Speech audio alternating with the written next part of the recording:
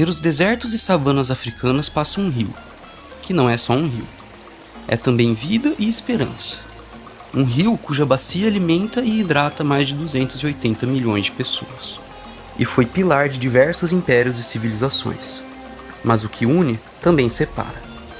Barragens que podem cortar o acesso à água de um país inteiro. E ao mesmo tempo inundar o outro. Egito, Sudão e Etiópia estão nessa dança há décadas. 3 países altamente dependentes do Nilo. Os 3 almejando soberania e autonomia hídrica. Uma barragem etíope, construída em nome da independência e soberania, que pode secar o Egito enquanto afoga o Sudão. Meu nome é Matheus Mendes, acadêmico de Geografia, podcaster e contador de histórias amador. E esse é o Mapas e Memórias, onde investigamos o mundo e as pessoas que nele habitam, através da história, geografia e geopolítica, para entender melhor o mundo, o universo e a ciência. Hoje, vamos viajar pelo chifre da África, tentando explicar o Nilo, sua história, importância geopolítica e seu uso potencial como arma hídrica no século XXI. Silêncio. Só o uivo do vento do deserto passando entre dunas e rochas. Em alguns pontos, esse murmúrio gera um assobio, que se pode ouvir ao longe, como se o vazio tivesse voz. O ar frio da noite do Saara gela a espinha, mas é suprimido pelo calor das tochas espalhadas pela cidade, que tanto esquentam quanto iluminam, e de longe parecem vagalumes dançando contra a escuridão. Luz essa que vem não só das tochas, mas também do céu estrelado, onde cada estrela parece corresponder a cada grão de areia do grandioso Saara. Ao longe se vê pontinhos de luz, viajantes ou pescadores, com tochas acesas em seus barcos, navegando sobre o Nilo, quase deslizando. Rory observa os barcos, sonhador, o coração pulsando de empolgação, de cima do telhado de sua casa. Ah, pensa, queria eu viajar pelo Nilo e conhecer os confins do Império. O jovem egípcio sabe da importância do poderoso rio para sua civilização. Egito, a dádiva do Nilo. Do ritmo das cheias dependem as colheitas. Da generosidade do rio vêm os grãos que sustentam o povo e o exército. Sem o Nilo, não há cidade, não há templo, não há império. O Nilo não era apenas recurso, era divindade, era soberania. Quem controlava o rio, controlava a vida. Os séculos passaram, mas a lógica permaneceu. O Nilo continuou sendo linha de vida e de poder. Cada reino que se ergueu em suas margens, cada império que se expandiu pelo deserto, precisou lidar com a mesma certeza. Sem o rio, não havia futuro. Na Idade Moderna, essa verdade ganhou nova forma. O Nilo passou a ser peça de um tabuleiro ainda maior, o do colonialismo europeu. Britânicos e franceses não viam apenas a grandiosidade do rio, viam oportunidade de controle.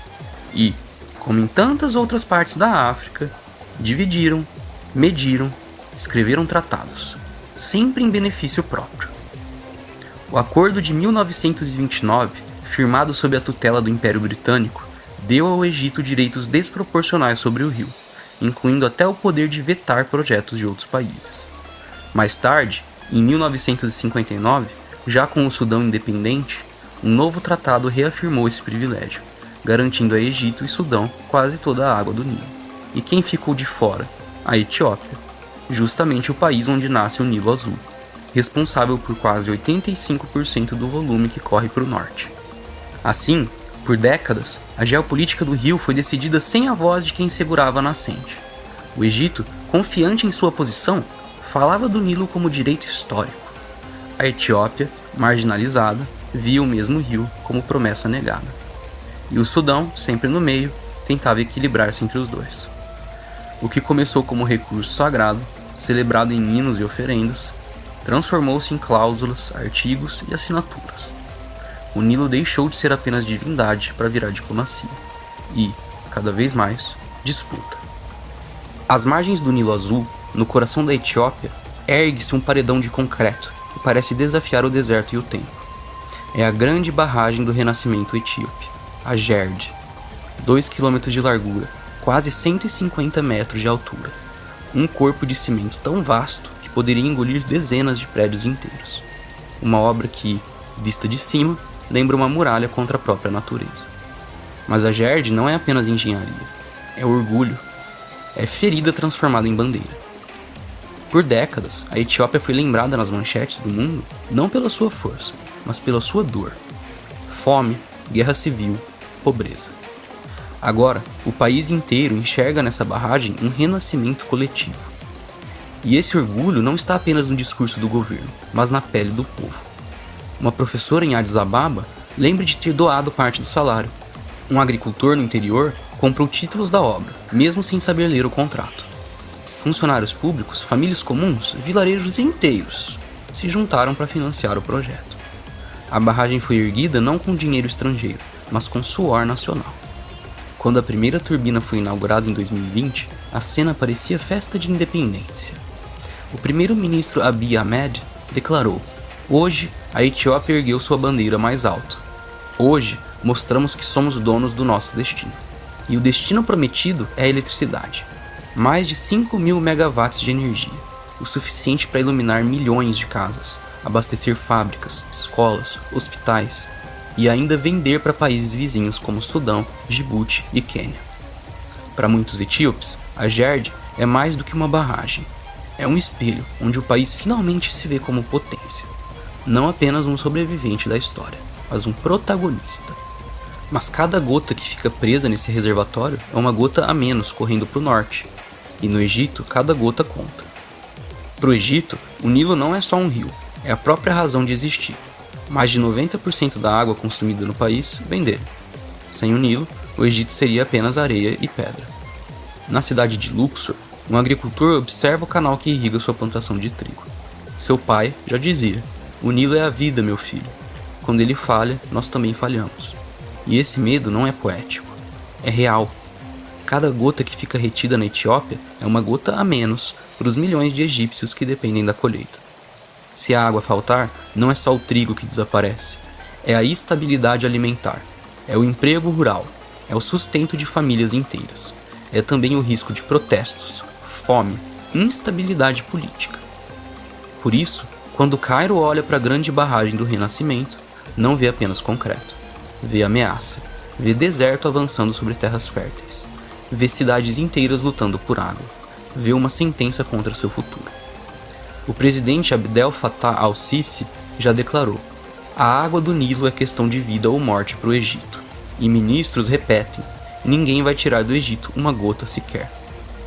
Nos bastidores, generais discutem cenários. Seria possível atacar a barragem? Bombardeá-la antes que complete o enchimento? A ideia parece extrema, mas ronda como sombra. Não à toa, analistas chamam o Nilo de polo da Guerra Fria africana. Ninguém dispara, mas todos se preparam. Para os egípcios, o dilema é cruel: aceitar a barragem e negociar cada litro de água, ou desafiar a Etiópia e arriscar um conflito de proporções incertas. O Nilo, que no passado garantia fartura, hoje se tornou sinônimo de incerteza.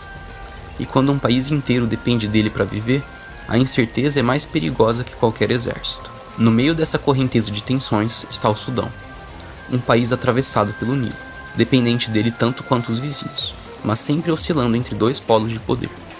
De um lado, o Sudão vê vantagens claras. A barragem pode regular o fluxo do rio, evitando enchentes devastadoras que já destruíram vilas inteiras.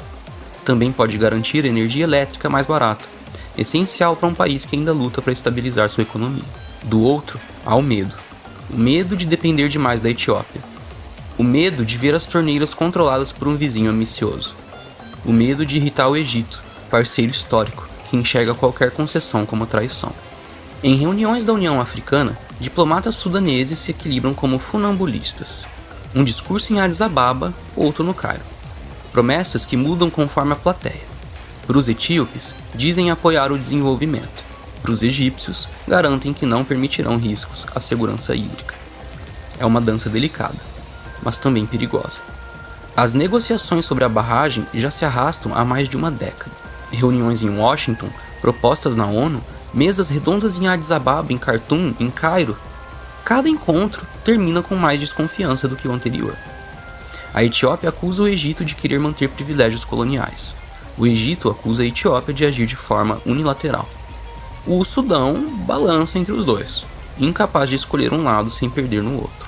Enquanto isso, a água continua correndo. o reservatório da Gerd continua enchendo. As tensões seguem aumentando.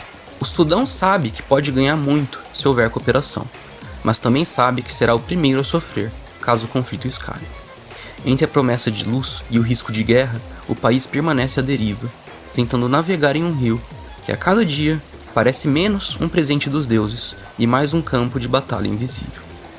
No século XXI, não é o ouro, nem o gás, nem a tecnologia que impõe as fronteiras mais silenciosas. É a água. Cidades se expandem como labaredas, populações crescem em ritmo acelerado, e indústrias multiplicam sua sede. E, no entanto, o que define até onde um país pode ir não é o tamanho do seu exército, é a capacidade de garantir água suficiente para o seu povo. Em muitas partes do mundo, esse limite já é visível. Vilarejos inteiros no Sahel africano dependem de caminhões-pipas semanais para sobreviver. Em cidades da Índia, famílias formam filas intermináveis diante de poços e reservatórios. No Oriente Médio, países inteiros importam até a própria água em forma de alimentos, o chamado água virtual, porque seus solos não conseguem mais produzi-los. Os mapas confirmam um padrão antigo. Impérios sempre floresceram ao redor dos rios. Mesopotâmia, Vale do Indo, Rio Amarelo, Nilo. Sempre que a água corria, a civilização corria junto. Sempre que a água falhava, impérios desmoronavam. Foi assim com os maias na Mesoamérica, que enfrentaram secas prolongadas. Foi assim com reinos mesopotâmicos, que viram seus canais assorear. Hoje, o desafio retorna com força. Segundo a ONU, 40% da população mundial já vive em regiões com algum nível de escassez hídrica.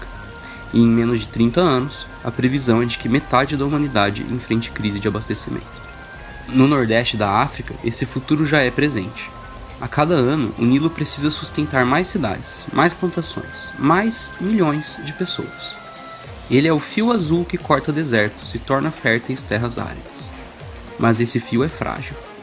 Basta um desvio, uma barragem, uma seca prolongada, para que a balança se incline entre abundância e escassez.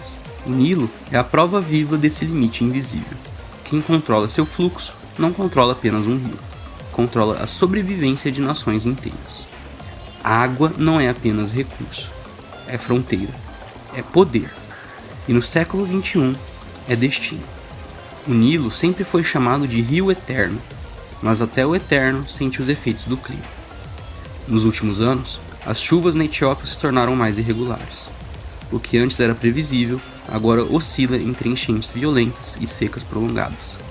O deserto avança, a terra racha, e milhões de agricultores veem suas colheitas dependerem de um calendário que já não obedece às estações.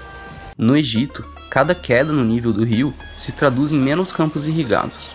Mais de 95% da população egípcia vive concentrada no vale e no delta do Nilo. Se a água diminui, não há para onde fugir. O deserto cerca por todos os lados. Uma seca não significa apenas menos trigo. Significa insegurança alimentar, preços disparando, protestos, instabilidade. E a pressão só aumenta. O Nordeste da África é uma das regiões que mais crescem em população no mundo. A Etiópia tem hoje mais de 120 milhões de habitantes. O Egito passa de 110. O Sudão, devastado por conflitos internos, também se expande. Mais gente, mais comida, mais energia. E sempre o mesmo rio para dividir. É nesse cenário que nasce a palavra hidropolítica, a política feita a partir da água. Quem controla a nascente controla o destino. Quem segura a torneira decide a sobrevivência. No Nilo, isso é mais do que metáfora, é a possibilidade concreta de conflito. Autoridades egípcias já declararam que não hesitariam em agir se o rio fosse bloqueado. Na Etiópia, militares lembram que o projeto da barragem é questão de soberania, impossível de negociar. O Sudão, preso no meio, observa com medo. Qualquer escalada pode arrastar o país para uma guerra que não escolheu. A mudança climática funciona como combustível dessa tensão. Quanto mais incerto o fluxo do rio, mais difícil confiar no vizinho. E quanto menos confiança, maior o risco de que a água se torne não só recurso, mas estopim. Apesar de toda a tensão, o Nilo também guarda uma promessa, a de unir. Em Khartoum, um agricultor sudanês chamado Hassan fala com simplicidade. Se o rio corre para todos, por que não podemos aprender a dividir? Para ele, a barragem etíope não é ameaça, é chance de regular enchentes que já destruíram sua aldeia mais de uma vez. Na Etiópia, a professora Selam, que doou parte do salário para erguer a Gerd, sonha com outra imagem. Nossos filhos estudando a luz da eletricidade, não de velas. Para ela, o Nilo pode iluminar, não dividir. E no Egito, perto do delta, o pescador Mahmud insiste. Meu pai dizia que o rio é nosso parente. Não se briga com parente, se conversa. Uma frase simples, mas que resume o dilema de milhões de pessoas que sabem que a sobrevivência está amarrada à mesma correnteza. Os diplomatas falam em cooperação energética. Etiópia exportando eletricidade, Egito e Sudão garantindo mercados e estabilidade. Pesquisadores falam em agricultura integrada, em partilha de tecnologia para irrigação, em segurança alimentar regional. Há até quem sonhe com um pacto do Nilo, um acordo que transformaria o rio em fonte de integração, não de disputa. É claro, por enquanto são mais discursos que realidades. A desconfiança pesa. O passado colonial, os tratados injustos, as ameaças de guerra, tudo isso ainda corre como sombra nas águas. Mas a própria história do Nilo mostra que ele é feito de ciclos e que depois da cheia vem a fertilidade. No fim, a pergunta permanece: o Nilo será lembrado como rio de guerra ou como rio de união? As correntezas carregam tanto a força do conflito quanto a esperança da cooperação. E, como sempre foi desde o Egito Antigo, quem viver às suas margens saberá que o destino não corre sozinho, corre com um rio. O Nilo sempre foi mais do que um rio. Foi estrada, foi divindade, foi sustento. Hoje também é disputa, incerteza e promessa. Egito, Sudão, Etiópia. 3 países, milhões de vidas e um mesmo fio de água. E a pergunta que ecoa, desde o tempo dos faraós até as mesas de negociação de hoje, é a mesma. Como dividir aquilo que não pode faltar a ninguém? Se o Nilo ensinou alguma lição, é que sua correnteza não corre para um só povo. Ela corre para muitos. E o destino dessas nações está entrelaçado, como os afluentes que alimentam o rio. Este foi mais um episódio do Mapas e Memórias. Se você gostou dessa jornada, acompanhe o projeto também fora do podcast. Na nossa loja, você encontra os cards colecionáveis do Jogo das Nações, com a primeira coleção Os Mascotes Olímpicos de Verão já disponíveis. E em breve, lançaremos também a coleção especial sobre os povos indígenas do Ártico norte-americano. História, cultura e geopolítica em forma de arte para colecionar. Visite mapasememoriaspodcast.com.br. Nos siga nas redes sociais. No YouTube e Spotify é Mapas e Memórias Podcast. E no Instagram, @mapas_e_memórias_podcast. E como sempre, deixo também algumas recomendações de leitura. Se você quiser mergulhar ainda mais no tema, sugiro começar por The Nile, A Journey Downriver Through Egypt's Past and Present, de Toby Wilkinson. É um livro que combina narrativa histórica com observação contemporânea, mostrando o rio como fio condutor de civilizações, guerras e esperanças. Depois, vale procurar Hydropolitics of the Nile Valley, de John Waterbury, um clássico que explica como a água foi usada politicamente ao longo do século XX, em tratados e negociações que ainda hoje moldam as tensões na região. E, para entender o cenário mais recente, a leitura de Ashok Swain em Challenges for Water Sharing in the Nile Basin ajuda a compreender os dilemas atuais, especialmente os efeitos das mudanças climáticas e a pressão populacional sobre o rio. Porque no fim, tudo corre com o rio. E no Nilo, como na vida, correntezas podem ser de conflito, mas também de esperança.